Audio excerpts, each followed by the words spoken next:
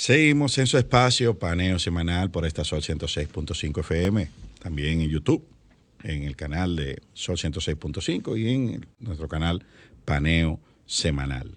Así que... Bueno, Eliseo, este lunes 17 de mayo se celebró el Día Internacional de las Telecomunicaciones y la Sociedad de la Información. Sí. Sobre todo enfocado en el tema fundamental que se ha convertido en un objetivo de desarrollo social declarado por Naciones Unidas, que es el acceso universal a la banda ancha. Sí, que es un derecho. Y eso nos encuentra en un momento especial, fruto de la pandemia, donde se ha incrementado la demanda de servicios de tecnología, donde se ha incrementado la demanda de acceso a banda ancha, donde se ha incrementado el uso y el tráfico del Internet como herramienta de acceso a información, a comunicación, a educación, a entretenimiento, a todos los elementos de todo. Yo digo que todos los aspectos de la vida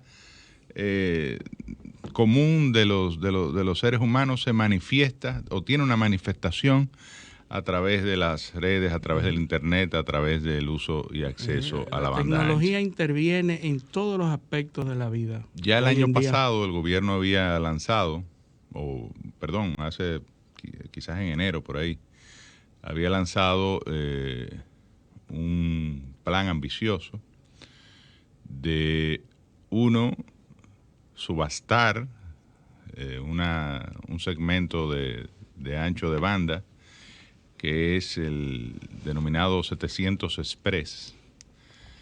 Y lo de Express viene... espectro radioeléctrico. Del espectro radioeléctrico. Lo de Express viene porque realmente implica el desalojo de un grupo de canales que están en la banda UHF y no toca la banda baja que también estaba prevista para fines, o internacionalmente se ha previsto para fines de licitación, la banda baja, la denominada VHF, que implicaría este tema, si se hubiese abordado de una manera integral, la implementación de la televisión digital terrestre.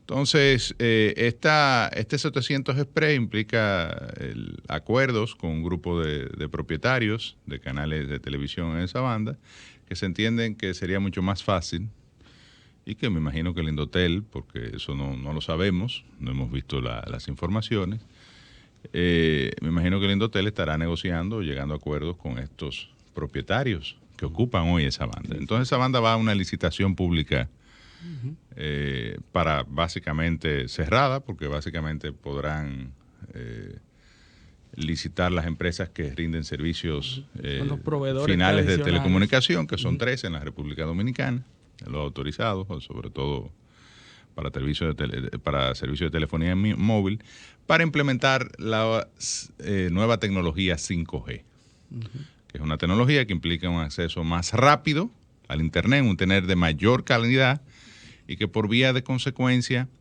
permitiría la conexión no solo de personas, sino de equipos, cosa que hoy sucede, pero de manera más eficiente.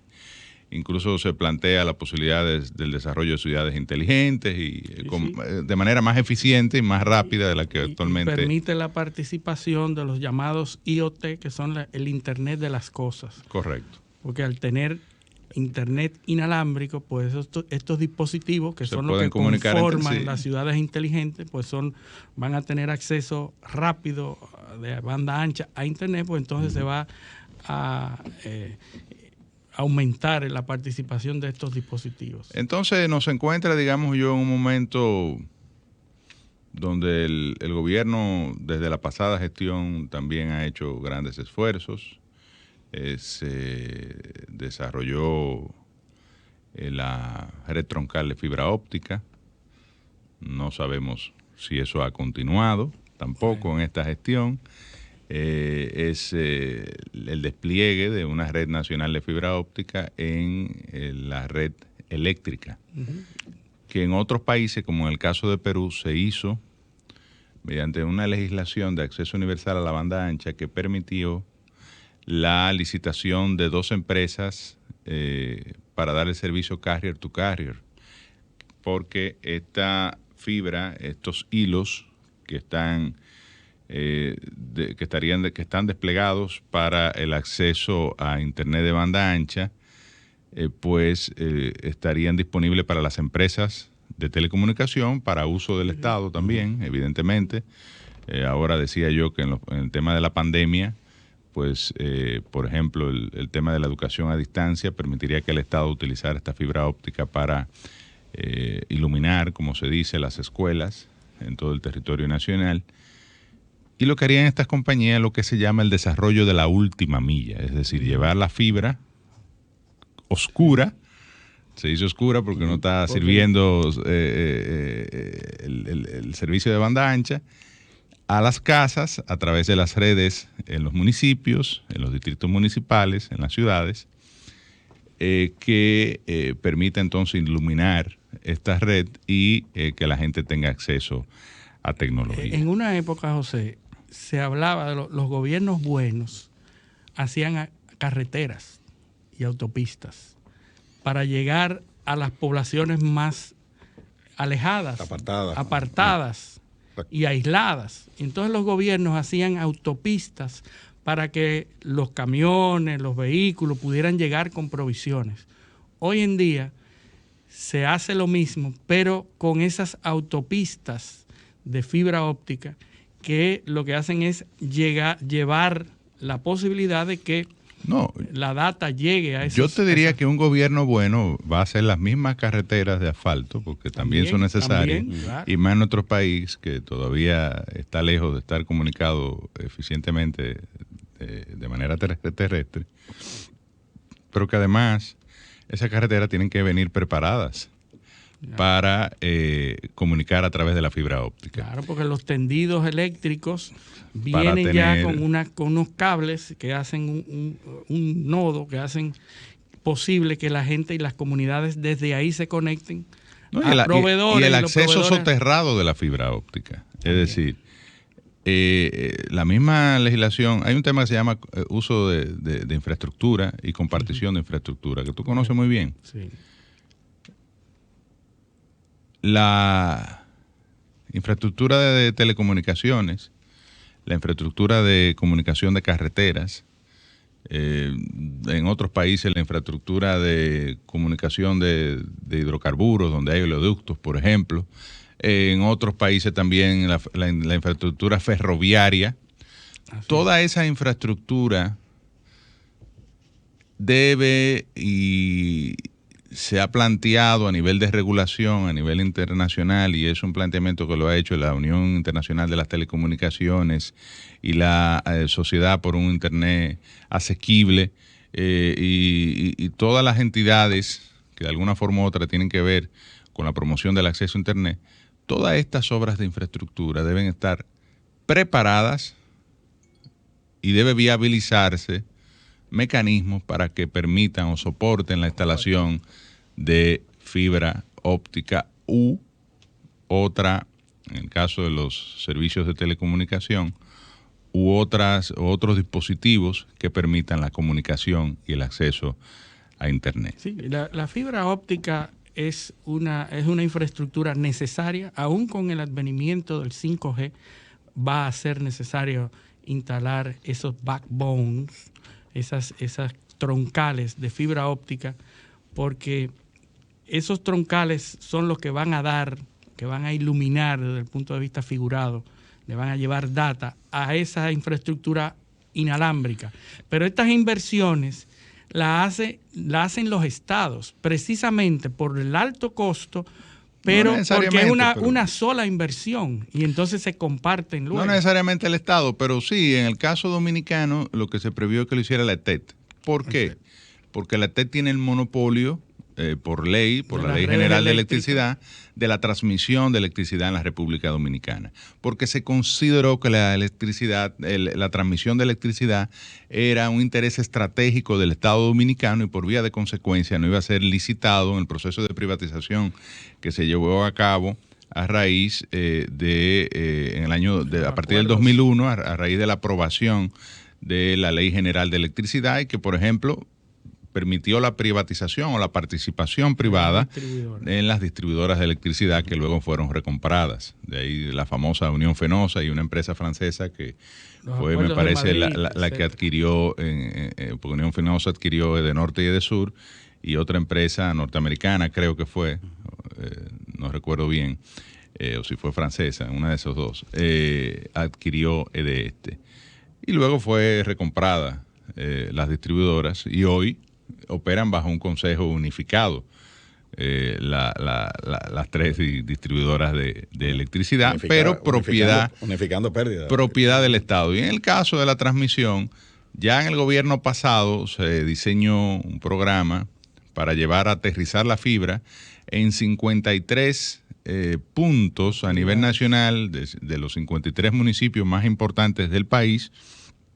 De hecho, yo que conozco bien el caso, por razones obvias, en Barahona aterrizaron la fibra en el cruce de Cabral, en la subestación eléctrica de la empresa de transmisión de electricidad que opera ahí al lado del aeropuerto María Montés, y eso ha permitido real y efectivamente que en el caso de Barahona ha sido mucho más evidente la inversión que ha hecho Altiz, por ejemplo, en iluminar poblaciones, por ejemplo en la costa, que no tenían acceso a banda ancha.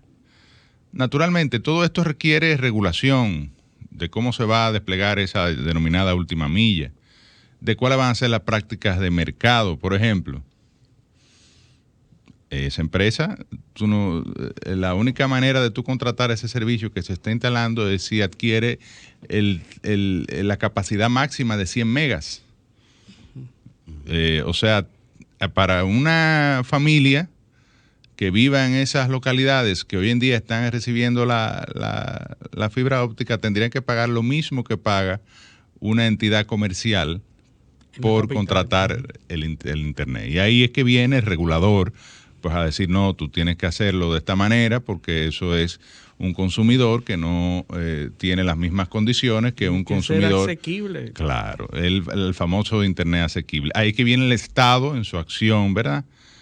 A los fines de facilitar el acceso a algo que ya es un servicio, que ya es considerado un derecho, el acceso al Internet y a la banda ancha, un derecho fundamental de última generación. Así es.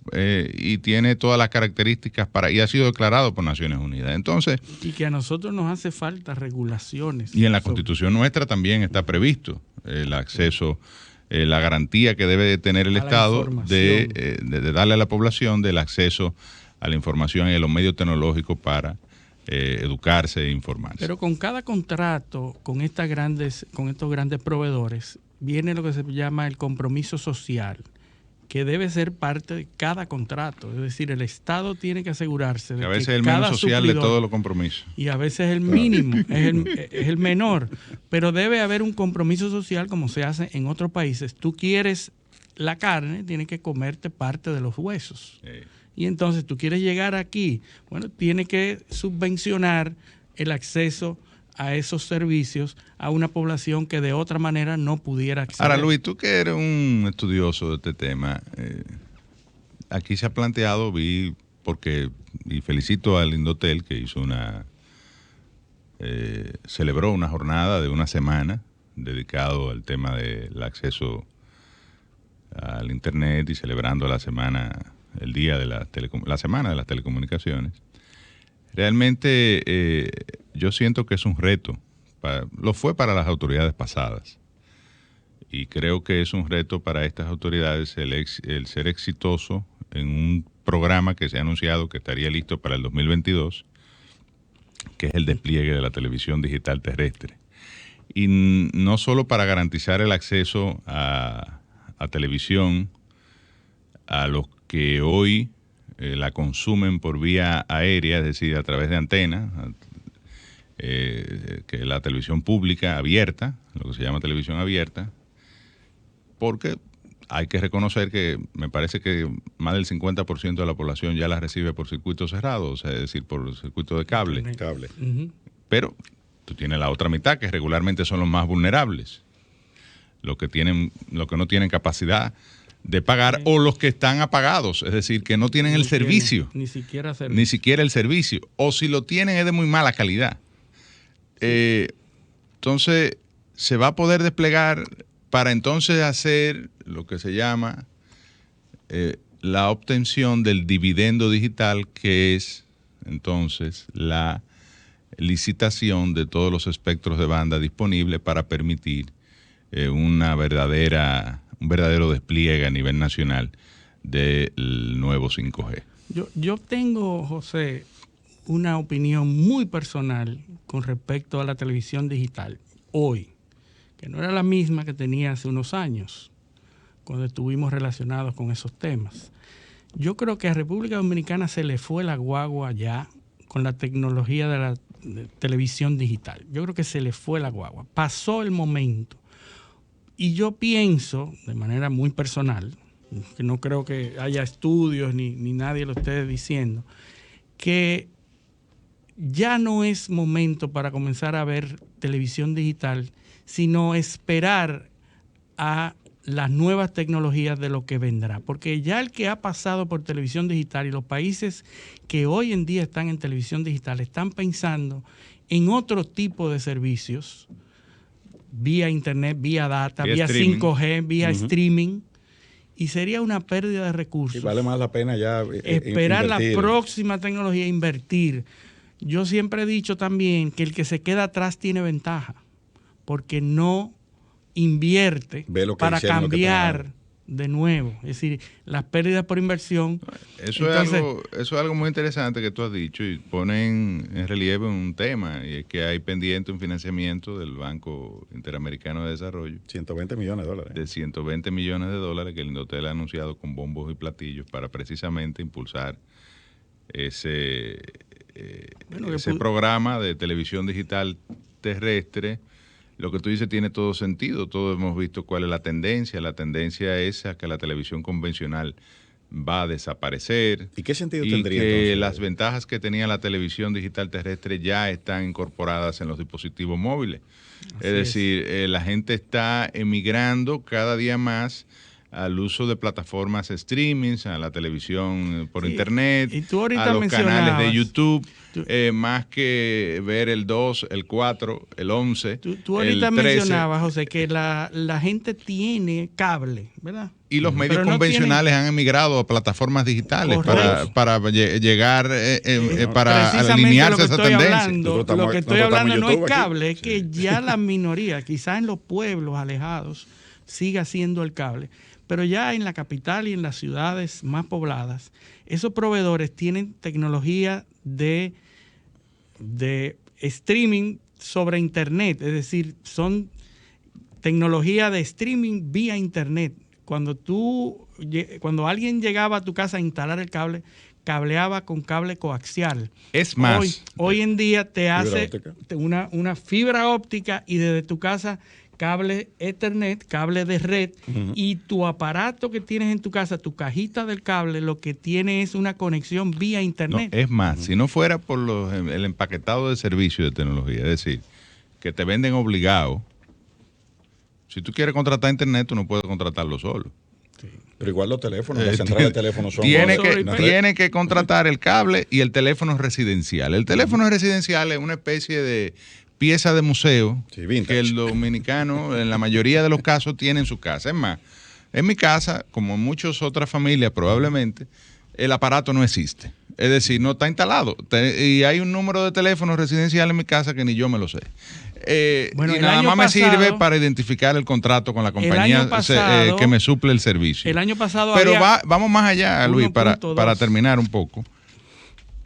El cable está siendo desplazado. Hay mucha gente que está retirando.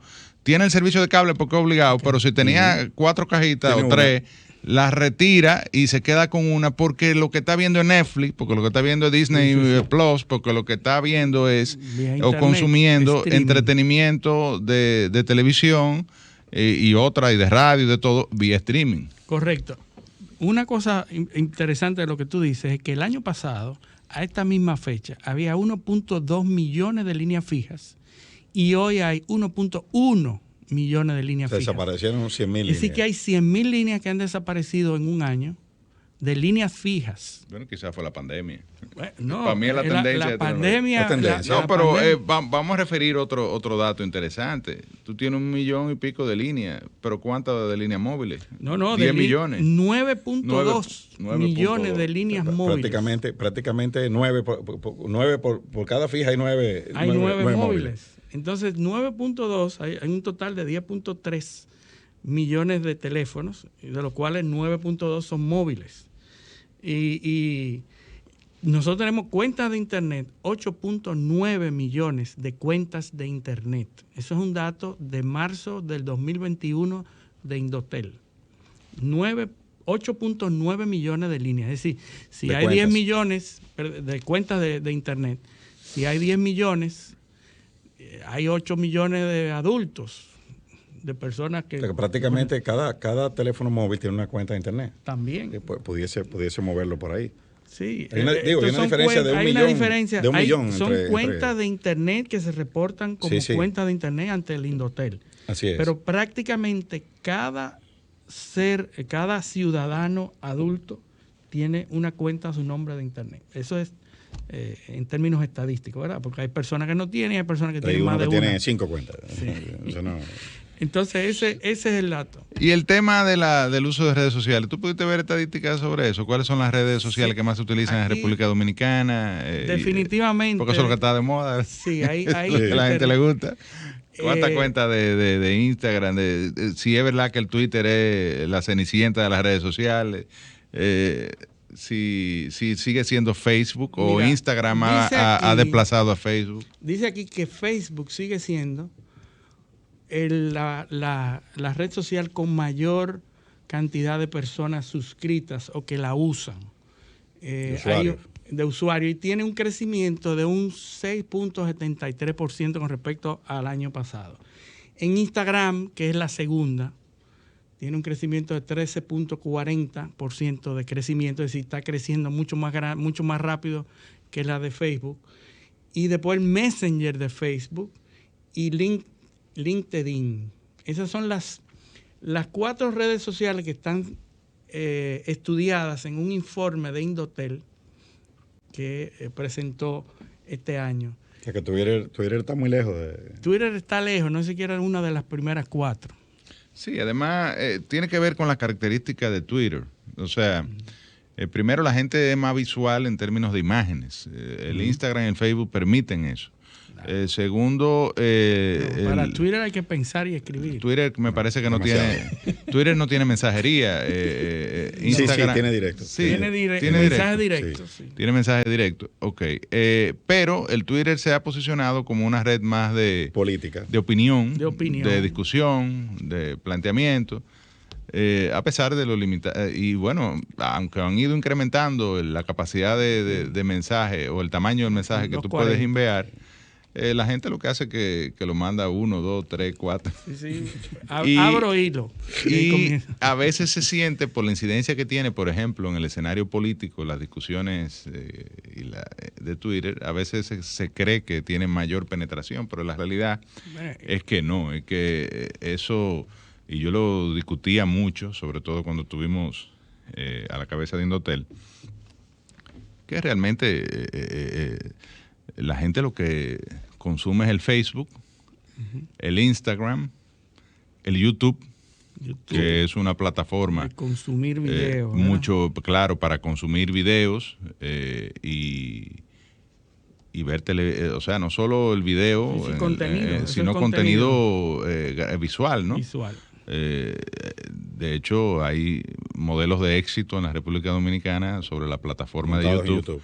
En diferentes ámbitos, el más, si se quiere, exitoso en el ámbito urbano, Santiago Matías, por ejemplo, que es un lord de las comunicaciones. Claro, no, pero lo ha hecho gracias a YouTube. Y también en Instagram hay modelos de éxito, por ejemplo, Don Miguelo con sus live en la pandemia, eso fue una cuestión que tiene uno de los récords de más personas en un live. Personas conectadas. Entonces, yo quiero que abordemos ya finalmente con el tema de la tecnología, a propósito de que el lunes fue el Día Internacional de la Sociedad de la Información, que también se le dice Día Internacional del Internet, sí. Lunes 17 de mayo, el tema de la ciberseguridad. Sí. Como ustedes, serio. Ustedes, los dos panelistas, ya el público probablemente, nosotros estamos presidiendo la Comisión de Transporte y Tecnología del Senado de la República. Nos corresponde evaluar todo este tipo de temas, sobre todo cuando hay iniciativas legislativas.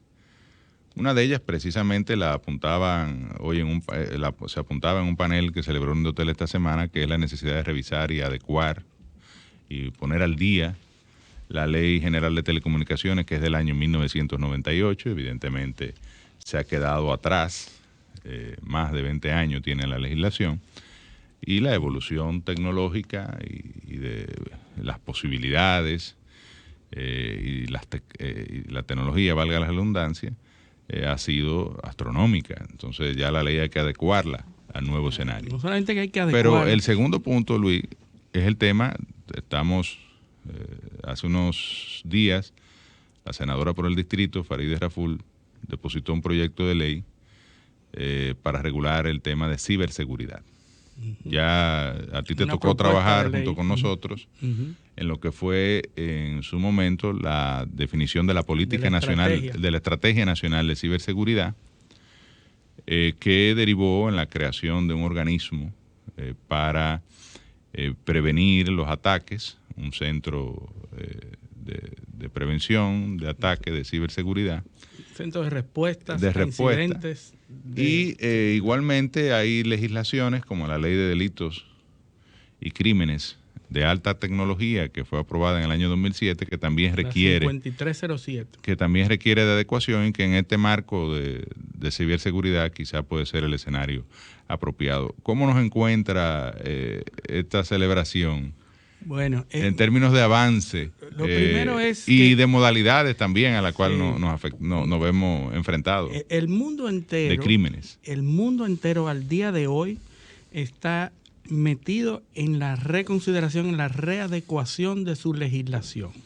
Hoy en día hay una noticia que salió hace un par de días de que Reino Unido, Inglaterra, Reino Unido, está revisando la ley del mal uso de las computadoras. Así se llamaba en el 98, cuando ellos la votaron, la ley de mal uso de las computadoras. Fíjense el concepto. Y hoy en día están viendo como necesaria, ante los constantes ataques de ciberseguridad y ante las inmensas pérdidas que están sufriendo todos estos estados, sobre todo en Europa, que va siempre delante de todos los demás países, están viendo la necesidad urgente de revisar todas esas políticas, todas esas normativas, ¿verdad? Y deja dinero en los crímenes de alta tecnología. ¿Cuánto mueve a nivel mundial? Pero déjame decirte, José, hace una semana que un grupo Dark Web o Darknet secuestró los datos de la línea Colonial, que es oleoducto del este de los Estados Unidos, norte a este. ¿Cobraron 5 millones de dólares? Cobraron 5 millones de dólares. Salió barato para el impacto que tuvo en la economía global, con el incremento del precio del petróleo. Fue una crítica porque se supone que los Estados Unidos no negocian con los secuestradores, nunca. Bueno, pero tú dijiste. Entonces, esto es un secuestro de la data. No fue los Estados Unidos, fue los dueños de Colonial Pipeline. No, pero esto es parte del Estado, es estatal. Tiene una parte del Estado. Y provocaron todo tipo de problemas, ¿verdad? En Irlanda, el grupo Conti de ciberseguridad secuestró los datos del sistema de salud de Irlanda.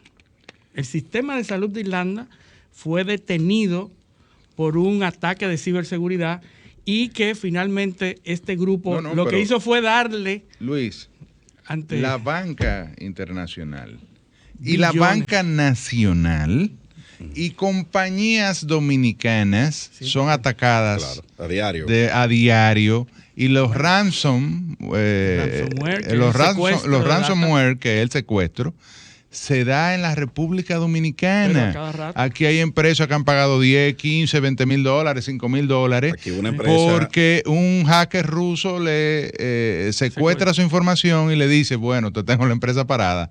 La única manera de que yo te libere eso, que te dé los elementos para tú liberarlo, los pasos, lo que sea, es que tú me deposites en esta cuenta 5 mil dólares. Lo que pasa es que eso es callado. El año pasado. Porque la cultura en temas de ciberseguridad, en temas de ataque, sobre todo porque la mayoría, un porcentaje muy elevado de estas actividades se da atacando a la banca, y la banca siempre va a preferir guardar su imagen de riesgo reputacional. De solidez. Se llama riesgo reputacional. Y de seguridad. Y se quedan calladitos. Sí, porque hay dos riesgos, el riesgo de la data manejan eso internamente. Y el riesgo reputacional, que es peor.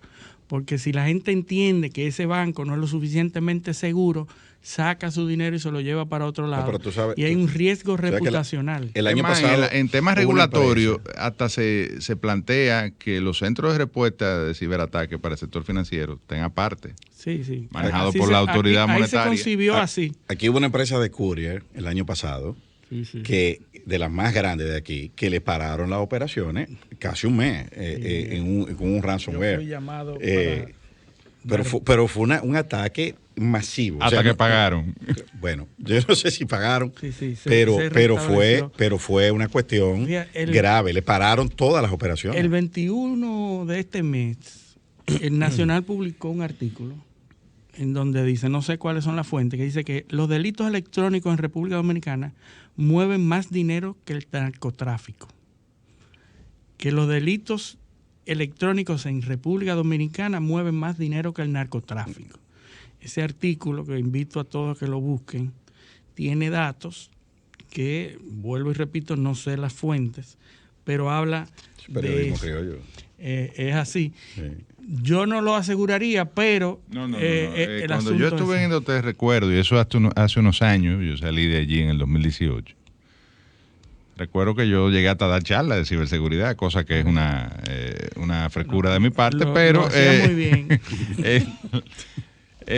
La necesidad de crear una cultura en materia de ciberseguridad, que es parte de los temas importantes para tú poder tener una respuesta apropiada, es que la gente se cuide y sepa a qué está expuesto cuando comparte sus datos personales, por ejemplo. A uno le llegan correos que uno sabe muy bien, perfectamente, claro, que son phishing. O sea, que lo que buscan es quitarte tus datos personales para luego hacerte cargo a la tarjeta de crédito. Mucha gente no lo sabe. Y mucha gente cae, y sobre todo en nuestro país, donde es tan fácil, la gente, nada más tú lo convences de que va a recibir un beneficio adicional del que está disponible en condiciones normales, e inmediatamente entran en el negocio. Por eso también, tanto esquema de Ponzi y tanto fraude financiero que se ha dado en este país. El phishing es muy sofisticado, te ponen hasta los logos de los bancos, o sea, claro, cualquiera cae. Sí, esa es la idea. Uno no cae porque sabe, pero cualquier persona cae. Mira, en la maestría de ciberseguridad dicen que el eslabón más débil de esa cadena es el humano, y la educación del humano. En ese momento, si mal no recuerdo, hace ya algunos años, las cifras andaban por 95 mil millones de dólares al año a nivel mundial. Tremendo. O sea, eso es escandaloso. Tremendo dato. No hay un negocio ilícito que mueva esa cantidad de dinero. Ni siquiera la droga, que es el que más se... Dice que en el 2020 son 145 mil millones. Bueno, ya mira por dónde va. Exacto. Y eso en 2018 era 95 mil y ahora... Y probablemente esas fueron cifras del 17. Pero tú preguntabas sobre cómo nos encuentra esa propuesta de ley de ciberseguridad. Y vuelvo y repito, mi opinión es que nos hace falta muchas otras cosas que soportan esa ley de ciberseguridad. Aquí se enfocó esa propuesta en la creación institucional de la dirección de ciberseguridad. La parte institucional, es decir, la ley para permitir que un estamento del gobierno se dedique a la ciberseguridad. Solamente se enfocaron en la parte de la dirección, para darle institucionalidad, para darle fondo, para darle la cabeza, etcétera.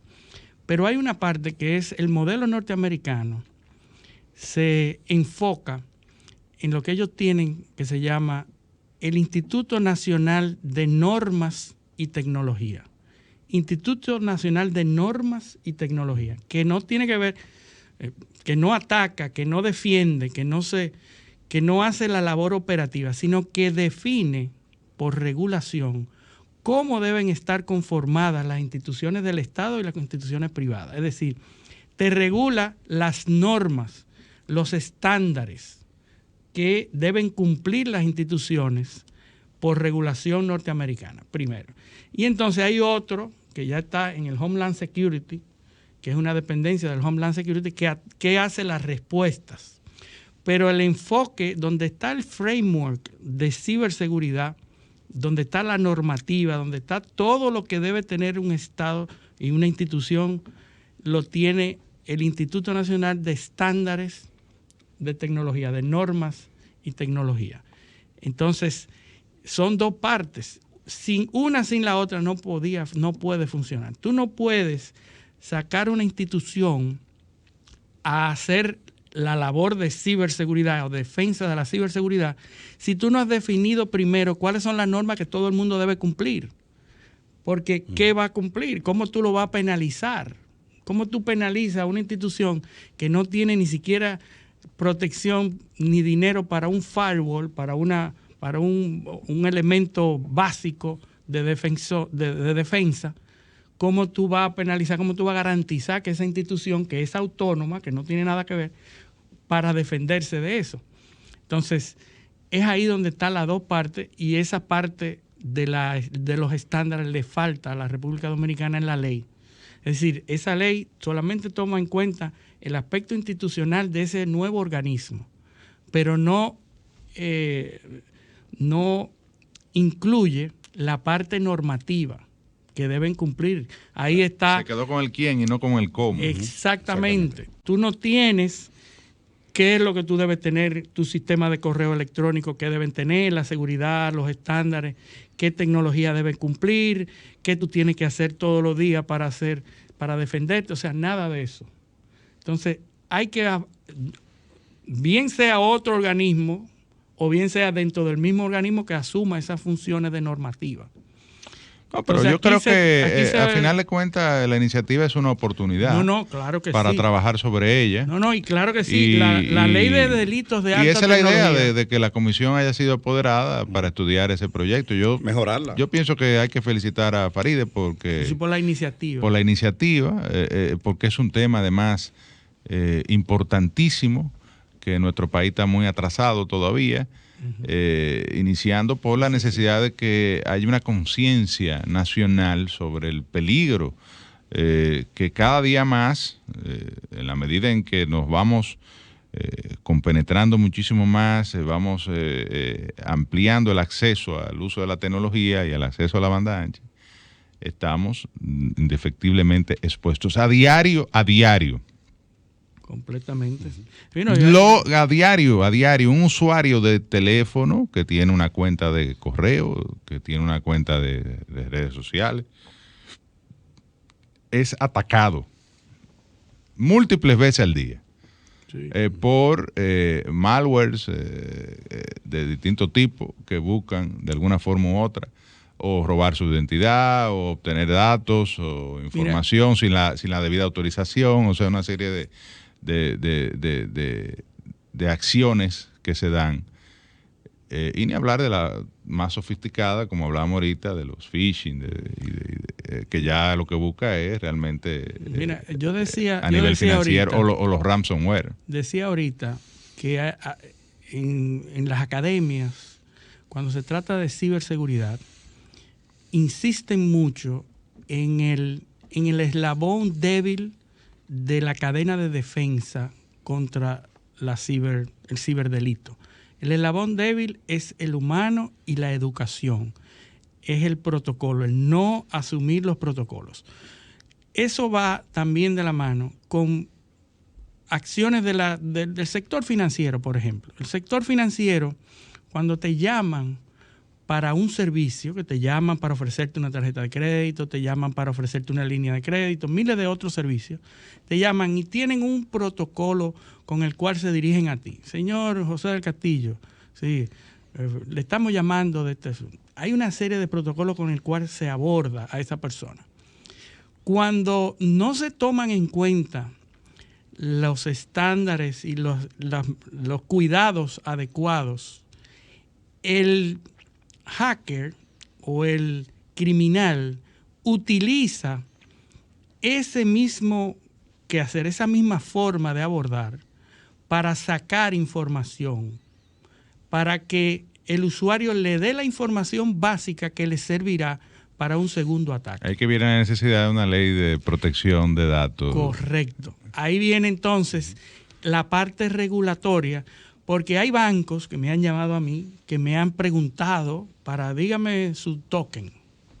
Me llaman y me preguntan el token. Y yo digo, no, es que es usted que me tiene que dar la... A lo mejor no es un banco, es un preso si de la... usted me está llamando... De Najayo que te está llamando. Si usted me está llamando para preguntarme un dato que tú tienes ahí. Quien tiene que mostrar credenciales es usted, porque usted es que está llamando.